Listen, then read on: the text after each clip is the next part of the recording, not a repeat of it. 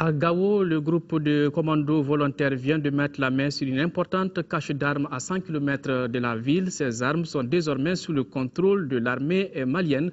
Nous en parlerons dans cette édition. Voilà, mesdames, messieurs, bienvenue. 8 parlementaires de la commission défense des forces armées de l'Assemblée nationale française sont venus échanger avec les populations sur place. Elles sont imprégnées de l'évolution de la mission de reconquête des zones occupées à Gao. Sur place, la mission a constaté la reprise des activités après avoir fait un tour au marché dans la cité des Askia. Nous retrouvons Daouda Zoumana Traoré. Ces parlementaires n'ont d'autres objectifs que de voir revenir le Mali dans le concert des nations de droit. L'opération Serval de l'armée française, engagée pour cette cause, a fait un grand pas, constatent les parlementaires. Ils ont écouté d'une oreille attentive le gouverneur de Gao, le général de brigade Mamadou Adama Diallo. Le chef de l'exécutif régional a fait l'état des lieux. Administration, services techniques, écoles et structures sanitaires opérationnelles depuis plus d'un mois.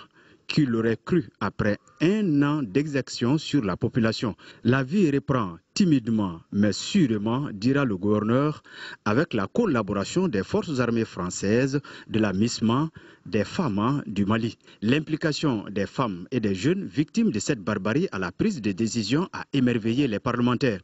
Le général Diallo a également cité les problèmes dont la rareté de l'électricité, le manque de nourriture, l'absence des structures bancaires, entre autres.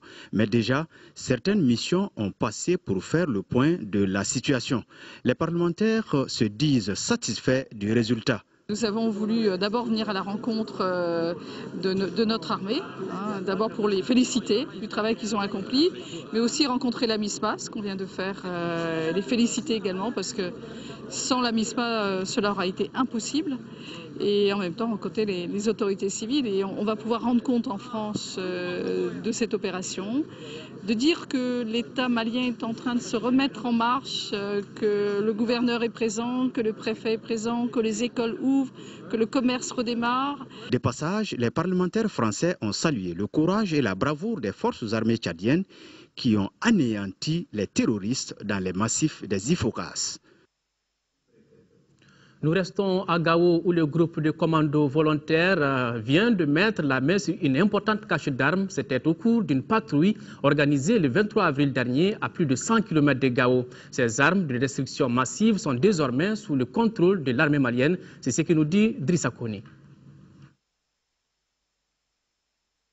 À chaque jour, sa réalité. Après les 20 tonnes d'armes et de munitions saisies par les forces de défense à Gao, c'est le groupe des commandos volontaires qui vient de réaliser un autre exploit. Ce 23 avril, les commandos des forces spéciales, comme on les appelle, sont retournés à Gao, les pick-up remplis. Nous étions avec le colonel-major, le com-théâtre en question, donc arrivé dans un coin où on appelle le village de Takoutam. C'est un village tamasek. Nous étions effectivement accompagnés par des camarades Touareg qui maîtrisent vraiment beaucoup la zone, donc de 14h jusqu'à 19h et quelques. Nous nous sommes mis au travail pour creuser et déterrer ces trucs-là. En somme, il s'agit de près d'une centaine de caisses d'obus LRM, des 14,5 bitubes avec alimentation électrique, des PKT, des SKBT chinois, des AK-47, des 12,7 russes et américains, des 14,5 monotubes, 3 machines à garnir et des lance-roquettes russes 82 mm.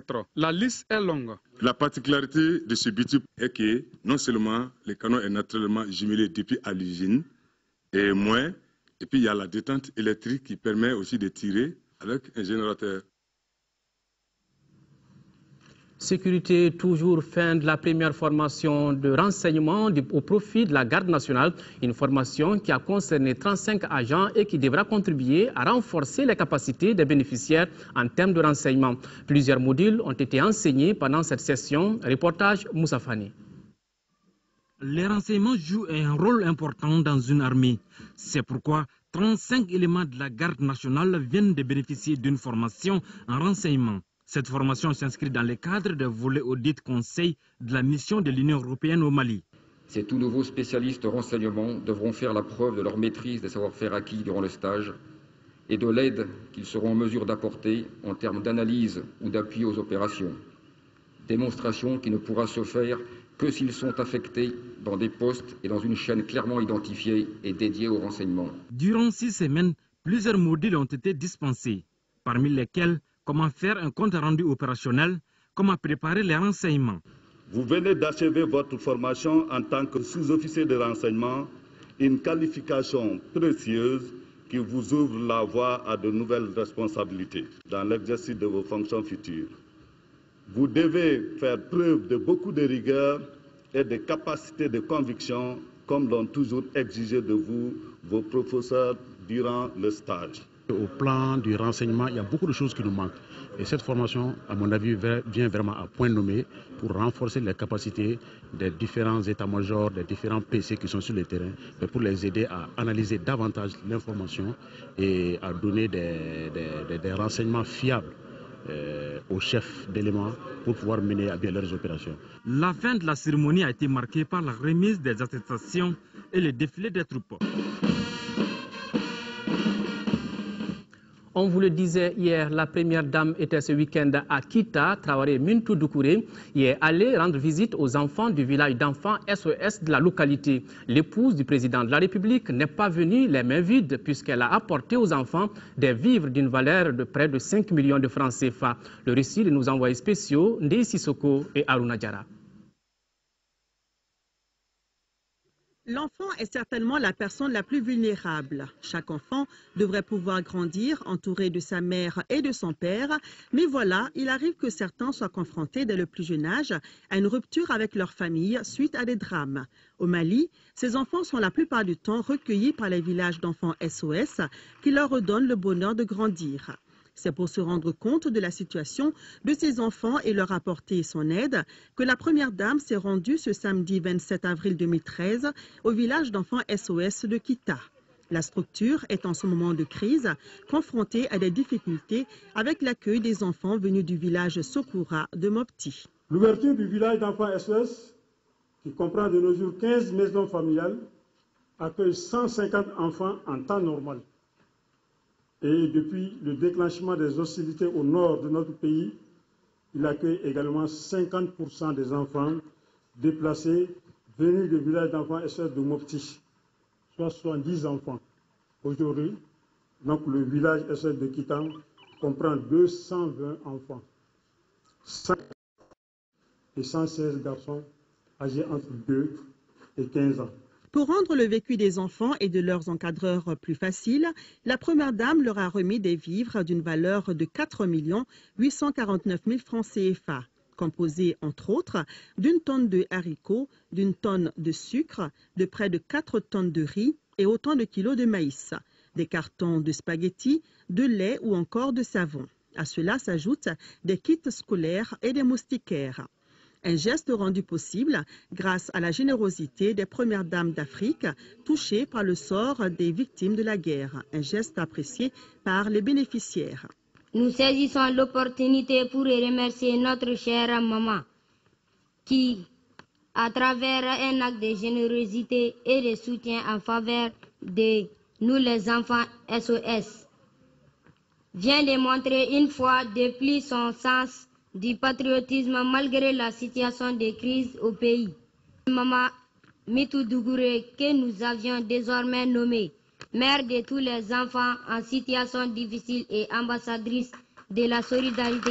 Pour se rendre compte de l'immensité du travail effectué au village, l'épouse du président de la République par intérim, accompagnée de sa délégation, a visité la structure ainsi que l'école SOS Hermann Gmeiner, du nom du fondateur des villages enfants SOS. Elle a pu ainsi voir les logements des enfants, leurs salles de séjour, entre autres. La disponibilité des mamans SOS dans la prise en charge des tout-petits a beaucoup touché Traoré Mintou Doucouré. Je m'engage auprès de ce village. Je suis à leur disposition à tout moment. Comme on le dit, c'est une femme qui met l'enfant au monde, mais l'enfant appartient à toutes les femmes. Nous sommes là, nous devons appuyer celles qui sont en train de s'occuper des enfants. Le travail de ces mères, c'est immense. Élever 1 ou 2 enfants, c'est déjà beaucoup. Mais une dizaine, une quinzaine, vraiment, il faut avoir beaucoup de courage, beaucoup de patience pour le faire. et beaucoup d'amour. Beaucoup d'amour, il en faudra certainement pour permettre aux enfants de s'épanouir et de retrouver les repères habituels de la vie sociale. Le retour des enfants du Vezos Sokura de Mopti est prévu pour fin juin 2013. Et pour le rendre moins difficile, la Première Dame a promis de leur venir en aide au moment opportun.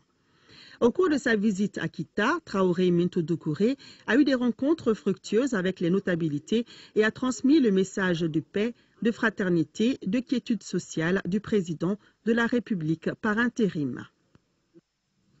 La République du Togo a célébré hier son 53e anniversaire. L'événement a été marqué ici par plusieurs activités, notamment une réception à la Maison des Jeunes de Bamako. Occasion pour les responsables du consulat d'exprimer une fois de plus leur attachement à la restauration de la paix au Mali. Plusieurs membres du gouvernement étaient présents à la cérémonie. Reportage Youssouf Diakité. La célébration de ce 53e anniversaire de la République du Togo a été l'occasion pour le gouvernement togolais, à travers le consulat au Mali, d'exprimer son attachement au respect de l'intégrité territoriale du Mali. La fête est célébrée chaque année le 27 avril, date d'indépendance du pays. L'évidence de la main tendue pour la paix et la sécurité pour tous de son Excellence M. Faure et Sozimna Gnassingbé s'est manifestée surtout sur le plan international par l'envoi du premier contingent africain sur le sol malien. Les diverses réalisations dans tous les secteurs de la vie politique et socio-économique du Togo, telles que le réaménagement du port autonome de Lomé, de l'aéroport international Gnassingbé et Yadema, la réhabilitation des infrastructures routières pour ne citer que cela, toutes choses qui constituent les créneaux d'une véritable indépendance dont nous pouvons tous nous réjouir aujourd'hui, non seulement pour le peuple togolais, mais aussi pour les peuples africains. La présence de plusieurs membres du gouvernement malien témoigne de l'exemplarité de la coopération entre le Mali et le Togo. En 4e région, le ministre de l'Agriculture vient de boucler une tournée dans la région avec la visite des réalisations du projet Village du Millénaire à Djoro et à Marakoumassa. Baba Berté a pu mesurer toute la pertinence de ce projet qui a investi plus de 8 milliards de francs CFA dans ces deux communes rurales. Kandesilla. De la pastèque et autres produits maraîchers. Nous sommes dans les périmètres des femmes de Koila Marka et de Koila Bamana dans la commune rurale de Djoro. Le site de 30 hectares qui fait l'objet de la visite du ministre de l'Agriculture est initié par le projet Village du Millénaire pour servir de jardin commercial à 200 femmes de ces deux localités. Ces femmes bénéficient de l'appui technique et financier du projet à travers la clôture de l'espace et l'octroi de matériel et autres semences améliorées.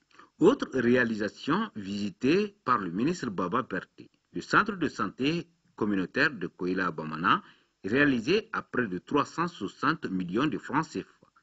Ici, les soins sont totalement gratuits pour les populations.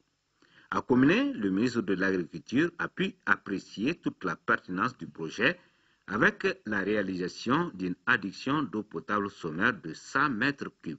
Au regard de l'ensemble de ces infrastructures, je pense que c'est une expérience qu'il faut poursuivre et une expérience qu'il faut étendre à d'autres localités.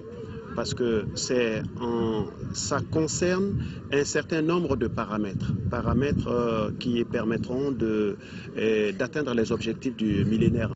On note cependant que les 5 autres adductions qui devraient être réalisées dans le cadre de ce projet n'ont pas pu voir le jour. Et pour cause, le fonds de garantie de 500 francs par personne payable une seule fois n'a pu être mobilisé. Alors, je voudrais lancer un appel à l'endroit des populations qui n'ont pas compris que même dans le cadre d'un projet, il y a un apport des populations. Je voudrais leur dire de revenir et de regarder peut-être, c'est une solution d'avenir. Fort heureusement, la coopérative multifonctionnelle des producteurs de riz de Frakoumassa a su tirer profit de ce projet. Son siège, dont le ministre a procédé à l'inauguration officielle, a coûté 6,5 millions de francs CFA, entièrement financé sur fonds propres. Écho de nos régions, toujours une mission de la Commission de l'eau, de l'énergie, des industries, des mines, de l'artisanat, du tourisme et des technologies était cette semaine dans les mines de Tabakoto, Loulo, Guntoko et Sadiola. Dans la région des Cailles, l'objectif de cette visite était de voir les contributions dans ces mines, évaluer leur impact sur l'environnement, le développement socio-économique des zones minières. Cailles, Mahamadi Alioubari. La Commission de l'eau, de l'énergie, des industries, des mines, de l'artisanat et des technologies de l'Assemblée nationale s'est rendue dans les mines de Tabakoto, Loulo, Gungoto, Sadiola et Yatila. Les parlementaires voulaient prendre connaissance de la situation de ces mines, évaluer leurs impacts environnementaux et socio-économiques. Ces mines contribuent beaucoup au développement communautaire dans leur zone d'intervention. À la mine de Tabakoto, le principal problème évoqué concerne le licenciement de 72 travailleurs suite à un mouvement de grève. Dans toutes les zones minières visitées par les parlementaires, les préoccupations évoquées par les populations sont identiques. Elles concernent entre autres l'accès à l'eau potable, la santé, l'éducation, l'emploi des jeunes, le désenclavement. Les populations estiment que les mines n'emploient pas suffisamment les acteurs locaux. Je crois que cela pose le problème de la formation au niveau de l'État, qu'avant de faire toutes ces mines, l'État aurait dû d'abord former les acteurs. Mais malheureusement, au niveau du Mali, il n'y a pas d'école de mine. La mission parlementaire a également visité le site d'orpaillage de Sansamba. Ici, les orpailleurs utilisent des produits chimiques toxiques et déversent des eaux usées dans le fleuve Falémé, ce qui constitue une véritable menace pour l'environnement. Les mines, on en parle encore, la ruée des bras valides vers l'or dans les zones de production agricole. Le phénomène prend des proportions inquiétantes, une vraie menace sur la campagne agricole 2013 dans les zones cotonnières, selon le PDG de la CMDT. Face à cette situation, Abdoulaye Salif Sissoko lance ici un appel aux jeunes pour qu'ils restent dans les champs, car selon lui, l'autosuffisance alimentaire est primordiale. Ces propos sont recueillis par Sidiki Dambélé. Le message fort qu'on peut lancer aujourd'hui, c'est justement d'appeler le monde rural, d'appeler les producteurs justement au respect de toutes les instructions pour la bonne réussite de cette campagne 2012-2013. Je le répète aujourd'hui, toutes les dispositions sont prises, le prix aux producteurs vient d'être fixé, les intrants sont disponibles, il reste justement que nous nous mobilisons ensemble pour l'atteinte des objectifs de cette campagne. Et juste profiter aussi, attirer l'attention de qui de droit sur une menace importante aujourd'hui que nous sentons dans les zones de production cotonnière. C'est justement toutes ces mines artisanales que nous voyons dans les zones de production agricole du pays de façon générale, mais particulièrement dans les zones cotonnières. Et je pense qu'aujourd'hui, c'est une menace très importante pour l'agriculture de notre pays. Là aussi, je lance un appel au monde rural, aux jeunes ruraux, pour que justement pendant cette période agricole, qu'ils restent au champ, qu'ils restent travailler. Je pense qu'on n'a rien de plus que l'autosuffisance alimentaire de notre pays. C'est après juste ça seulement qu'on peut se dégager pour d'autres activités. Appeler les jeunes aussi, les jeunes à rester dans les parcelles aux côtés des vieux pour justement relever les défis de cette campagne. Le PDG de la CMDT, Abdoulaye Salif Sissoko, est l'invité de l'émission Le Magazine de l'économie et de l'intégration de ce mois sur l'ORTM. En 5e région, la salle de conférence du gouvernorat a abrité jeudi dernier une réunion d'information et de sensibilisation sur le processus électoral de 2013. Une rencontre qui a regroupé les représentants de la société civile, les partis politiques, les préfets et présidents du conseil de cercle. Au cours de la rencontre, il a été également question des missions de la Commission nationale de lutte contre la prolifération des armes légères, Moustapha Doumbia. L'objectif de cette réunion est de faire la restitution de la rencontre d'échange autour du processus électoral tenu à Bamako en début de mois d'avril, d'expliquer la stratégie de remise des cartes NINA et les modes opératoires de l'établissement des listes électorales biométriques. Les préparatifs des élections vont bon train et toutes les tâches conformément au chronogramme qui sont prévus ont été exécutés par les préfets à la date d'aujourd'hui. Nous disposons au niveau de la région de ressources humaines compétentes, expérimentées pour réussir les élections prévues en juillet prochain.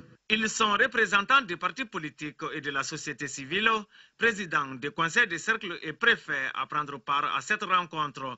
Une rencontre au cours de laquelle les principales préoccupations évoquées portent sur les questions sécuritaires et la distribution des cartes Nina. Cette rencontre m'a laissé une très bonne impression. Je peux vous assurer que la CENI est confiante et la CENI est pour les élections présidentielles juillet 2013. Et nous travaillons jour et nuit en cela. Le cadre a été mis à profit pour la présentation des missions et attributions de la Commission nationale de lutte contre la prolifération des armes légères. Il a été aussi procédé à la remise des contributions aux forces armées et de sécurité. Activité politique, le parti Union démocrate indépendant du Mali tient sa première assemblée générale. À l'ordre du jour, la présentation des membres du bureau exécutif composé de 84 membres. Le parti entend contribuer à la consolidation de la démocratie malienne. Adama Koulibaly. Le parti Union des démocrates indépendants UDI Mali est né. Le parti vient de procéder à la tenue de sa première assemblée générale. Un seul point était à l'ordre du jour de cette assemblée. Il s'agit de la présentation des membres du bureau exécutif. Ce bureau est composé de 84 membres et a comme président Ousmane Kone, qui dans un discours rassure les militants du parti UDI. Nous jeunes du Mali, indépendants de toute formation politique, regroupons nos efforts au sein d'un parti inspiré, élaboré et animé par les jeunes qui est dénommé UDI Mali. Ce nouveau parti, loin de simplement allonger la liste des partis politiques, vise l'objectif d'une société émergente et fondée sur des principes démocratiques concordantes avec les aspirations de liberté, d'égalité, de justice et de bien-être.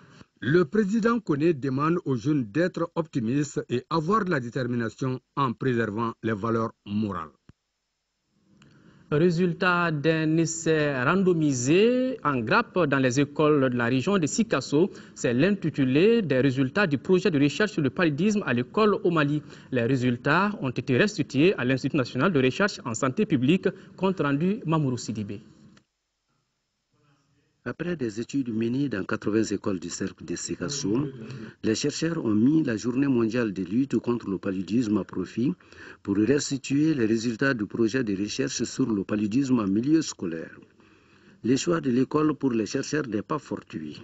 Il y a beaucoup de stratégies qui sont en faveur de l'utilisation de l'école, des enfants scolarisés, dans le cadre d'une approche qu'on appelle enfant-enfant. D'abord, le milieu scolaire offre une opportunité, une communauté, les enfants peuvent se communiquer, les enfants peuvent aussi avoir de l'éducation de la santé pour pouvoir transmettre aux autres camarades qui ne sont pas à l'école. Selon l'annuaire statistique, 41,11% des motifs de consultation sont dus au paludisme. Les études ont montré que dans les zones à transmission stable, 20 à 50% des enfants fréquentant l'école souffrent de l'accès palustre chaque année.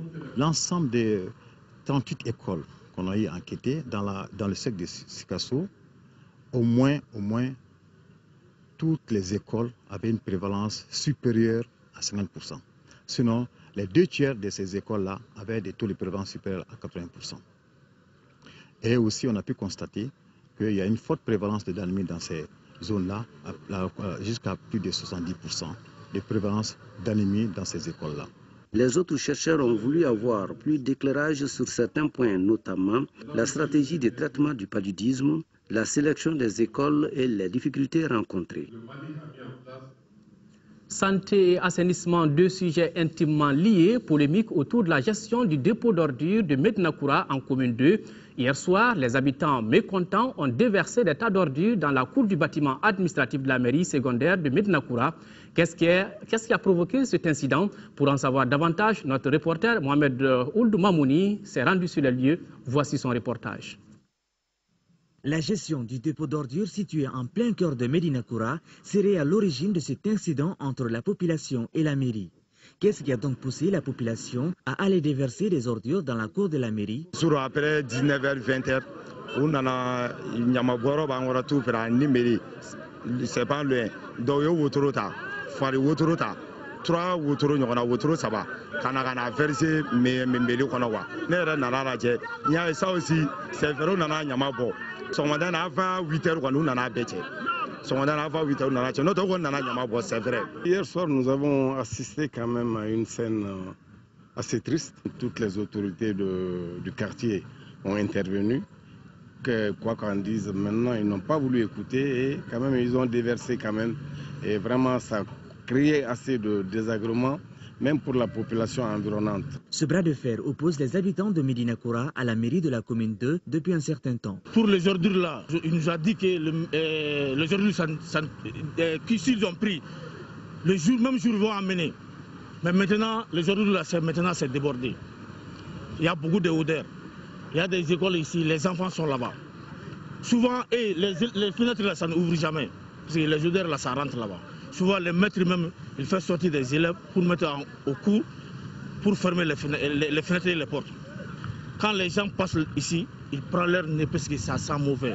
Je me vois dans l'obligation de dire la vérité et de donner raison à la population de Médine qui ne voulaient pas du tout qu'on construise le dépôt de transit dans leur quartier. En tous les cas, les autorités doivent trouver une solution rapide à ce problème car la population envisage d'entreprendre d'autres actions pour rendre salubre leur environnement.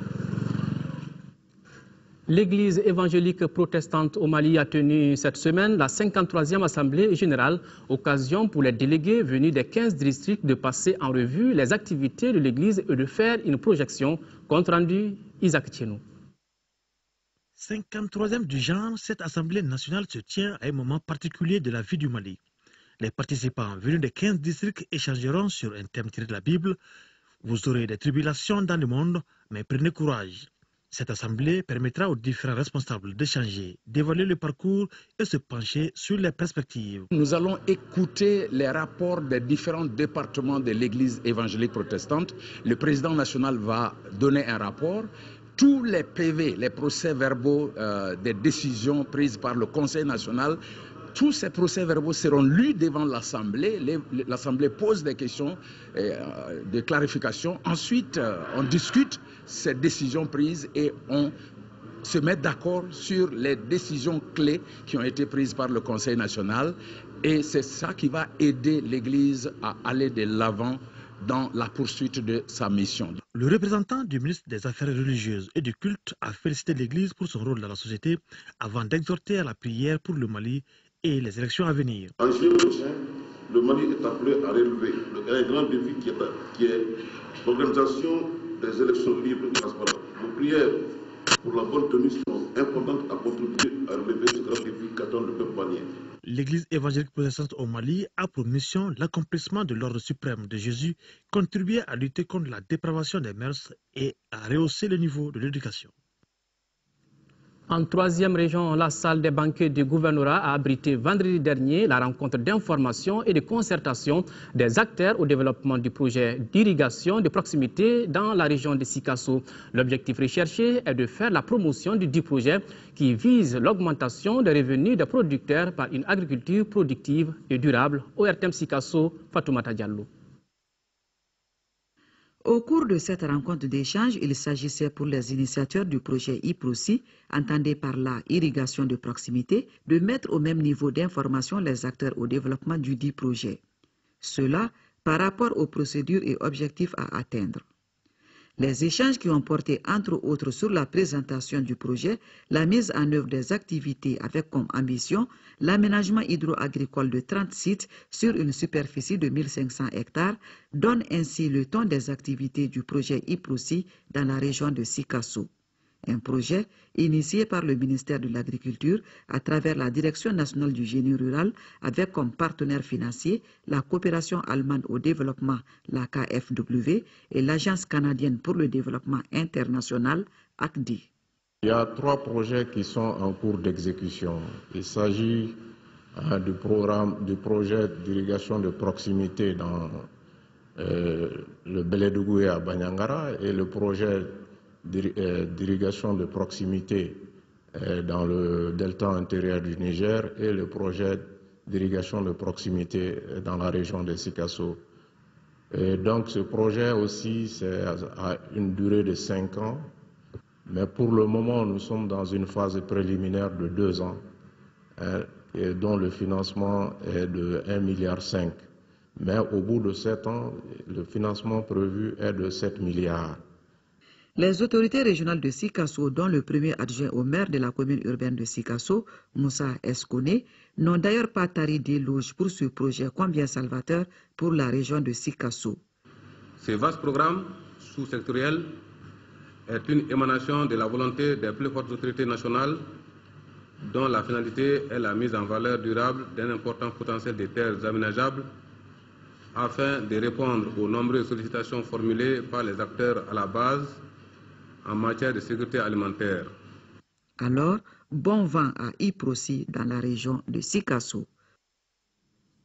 L'ambassade de la Chine dans notre pays a organisé ce matin un concours d'expression sur la langue chinoise. L'activité vise à présélectionner des élèves pour représenter le Mali à la phase finale du concours Passerelle vers la langue chinoise qui se tiendra en Chine. Le thème retenu est apprendre le chinois et se faire des amis partout dans le monde. Reportage Cheikh Oumar Sangari.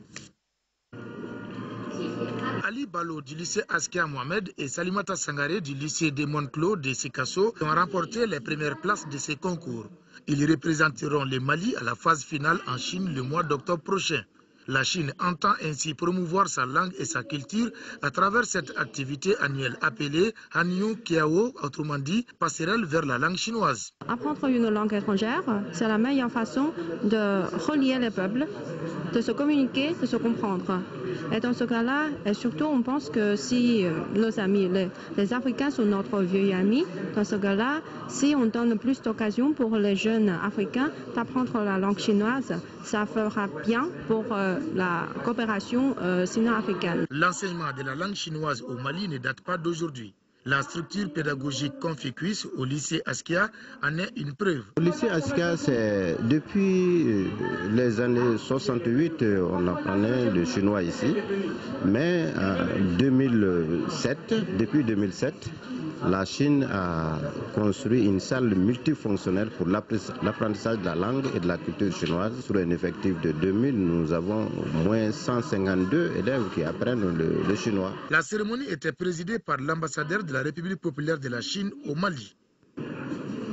Nous sommes en langue, nous y restons. Le ministre de l'Éducation, de l'Alphabétisation et de la Promotion des langues nationales, Bokar Moussa Diarra, est à Dakar, au Sénégal, depuis hier pour la tenue du Conseil des ministres de la Fondation Karanta, une organisation sous-régionale qui s'occupe de l'éducation non formelle, de la promotion des langues en Afrique de l'Ouest. Cette session du Conseil des ministres de la Fondation Karanta porte sur l'examen des projets de recherche, l'alphabétisation et la promotion des langues transfrontalières dans l'espace Karanta. Rappelons que la Fondation regroupe outre le Mali, le Burkina Faso, le Niger et le Sénégal. Nous arrivons maintenant au grand format de cette édition consacrée aujourd'hui à la canicule, difficile à supporter. La solution des jeunes, la rue vers les plages, devient de plus en plus fréquente pendant ce week-end. Pendant le week-end, les filles et les garçons de tout âge se retrouvent sur les berges du fleuve Niger pour y passer toute la journée. Et malheureusement, les accidents peuvent survenir à tout moment sur les lieux. Notre reporter Kadiya Toukone est allé voir. Voici son reportage. Au mois d'avril à Bamako, le thermomètre n'hésite pas d'afficher plus de 40 degrés.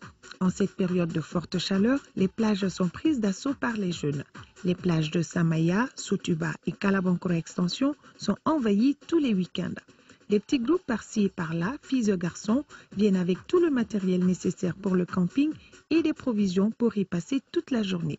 Ouais, il fait extrêmement chaud en ce moment. On vient se défouler, tu vois. On est nombreux à venir ici. Et on vient surtout pour le plaisir. On a vu qu'on peut venir à la plage pour se diversifier un peu. On vient en groupe et ainsi de suite. Nous prenons ce que nous pouvons prendre avec nous. Du thé, du jus, voilà. Et quelque chose à manger, c'est tout. La mauvaise face de cette situation est que la majorité des filles viennent sans l'autorisation des parents. Se détendre et se rafraîchir, certes, mais beaucoup d'accidents, à savoir des noyades, surviennent chaque année à ces endroits. Il a été constaté que c'est vers les mois de mai jusqu'à juillet que nous enregistrons un certain nombre d'accidents dus à la noyade et surtout sur les plages. Au titre de l'année 2013, Sur la période du 1er janvier au 22 avril, il a été relevé 5 cas de décès à Bamako. La brigade fluviale dispose de plusieurs matériels et joue un rôle très important dans le sauvetage. Notre mission essentielle, c'est de procéder à la surveillance régulière, lutter contre la pollution, l'insalubrité et l'insécurité dans le fleuve et sur les berges. Effectivement, les différentes plages sauvages, entre parenthèses, constituent une affluence massive des jeunes de tout âge désormais. Et nous avons malheureusement constaté des cas de perte en vies humaines. Donc à cet effet, nous avons voulu organiser une mission de patrouille tendant à sensibiliser et à sécuriser les jeunes. Vers le 3e pont, la sécurité là-bas pose un vrai problème parce que la plage est inondée. Nous avons à vue d'œil dénombré près de 1500 jeunes de tout âge. Et devant nous-mêmes, malheureusement, il y a 2 qui ont plongé et qui sont restés, qui se sont noyés. On a tenté de les repêcher. Malheureusement, les corps sont enfouis dans les roches. Nous n'avons pas pu les sauver ce jour-là. Par peur de noyades et autres accidents, certains jeunes n'apprécient pas les sorties à la plage. Pour cela, ils se rendent tout simplement à la piscine dans certains hôtels de la place. À la plage, il n'y a pas de sécurité. Bon, ici, là, il y a de la sécurité. La plage, ce n'est pas aussi sécurisé que la piscine. Ici, à la piscine, il y a le maître nageur. S'il y a des noyades, par exemple, comme je suis venu avec mes petites soeurs aussi, il peut les surveiller et à ma mère aussi. Contrairement aux plages, ici, la sécurité prime. À la piscine, on est là, on surveille les gens et ceux qui ne savent pas nager aussi dans l'eau, on apprend les gens à nager. Pour le cas spécifique des plages, au cours des 2 dernières années, les statistiques de la protection civile démontrent une augmentation de décès suite aux noyades. À cet effet, elle attire l'attention des élus communaux en liaison avec les services de sécurité et de la protection civile sur la nécessité d'une meilleure organisation des baignades. Effectivement, nous avons été saisis par les services de sécurité par rapport au risque que les jeunes courent le long des plages. Or, il se trouve que pendant cette période de grande chaleur, surtout les week-ends, il y a une affluence assez importante vers les plages. Donc, les maires qui sont les premiers responsables de la sécurité de leurs concitoyens dans les différentes communes ont été interpellés pour appuyer les forces de sécurité, notamment la gendarmerie, la police et la protection civile. Il importe donc de réglementer ce cadre de loisirs qui attire de plus en plus la jeunesse et qui malheureusement en paie le plus lourd tribut. Et comme on le dit, ambiance, mais prudence. C'est bon de se rafraîchir, mais beaucoup de prudence. Sport Championnat National Ligue 1, la 16e journée en retard a été remportée par les 11 créateurs, 2-0 devant le CSK. En l'ouverture de la 22e journée du stade malien a battu le CS Dougounoula 1-0 hier au stade Modibo Keïta. Le résumé des 2 matchs, c'est avec Diara Konaté. Les Blancs de Bamako sont face au CS Dougounoula avec un double objectif. Rester invaincus et mettre la 22e journée à profit dans la perspective des préparations de la manche retour des 8e de finale de la Ligue des champions d'Afrique prévue ce week-end contre les Camerounais de Coton Sport de Garoua. Durant 115 minutes, le CS Dougounoula est arrivé à imposer son style de jeu au stade malien de Bamako. Il laisse toutes les initiatives aux joueurs de Sotiba et est resté en bloc derrière avec un double rideau défensif. Malgré de nombreux assauts des attaquants stade 10 devant les buts Koulkoroua, la pause intervient sur le score de 0 but partout. C'est à la 77e minute que les Blancs de Bamako arrivent finalement à déjouer le dispositif tactique. Le corner tiré par Suleiman Dambélé trouve Moussa Django dans la position idéale qui perfore le bloc Koulkoroua. Un but qui fera du bien aux Blancs de Bamako. Un match difficile face à une équipe qui était bien organisée défensivement et qui nous a posé beaucoup de problèmes. Malgré tout, j'ai bien aimé la façon dont mon équipe a négocié ce match-là. J'ai formé 2 blocs derrière. Quand on a le ballon, on passe par le contre-attaque. On les a tenus jusqu'à la 75e minute. Le football, c'est ça. Il y a eu une erreur défensive, une erreur inattentive. Auparavant, au compte de la 16e journée en retard, le Centre Salif Keita n'a pas résisté face aux 11 créateurs de Nyarila, battu 2-0. Les centristes avaient très tôt porté des offensives dans le camp adverse. mais cela sans parvenir à les concrétiser. Les créateurs de Nyarela s'appliquent donc à travers un jeu collectif et offensif pour ouvrir le score avant la pause. But de Amidou Sinayogo à la 30e minute. Les joueurs de Nyarela maîtrisent le jeu jusqu'à la pause. Le centre Salif Keita tente de réagir en vain. C'est d'ailleurs par cette montée offensive que le CSK se fera découvrir par derrière avec un deuxième but dans les temps additionnels. Cheikh Nawake est l'auteur de ce but libérateur pour les 11 créateurs. 2-0, score final. Les 45 premières minutes, on pouvait marquer au moins 3 à 4 buts. Mais en deuxième mi-temps, on a senti un peu encore la fatigue. Mais on va essayer encore de travailler. On n'a pas été réaliste parce que nous nous sommes créés pas mal d'occasions. Ils ont été réalistes. Ils ont marqué les occasions qu'ils ont pu avoir. Les 11 créateurs sont bien lancés dans la lutte pour la 4e place derrière les Rouges de Bamako.